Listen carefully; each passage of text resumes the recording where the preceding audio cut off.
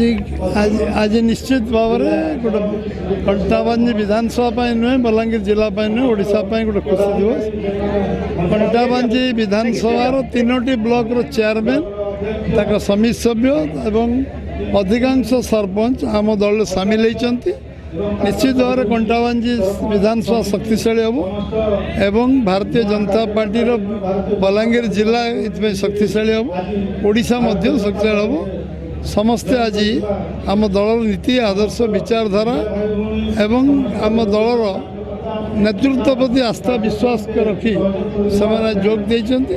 बलांगीर जिले में मत लगुच आज केवल जो मिश्रण पर्व जो वातावरण नहीं समस्ते जो उत्साह उद्दीपन अच्छा नूतन उत्साह उद्दीपना से मिल दल कार्य से सक्रियता सहित करेंगे विश्वास मोर अच्छी।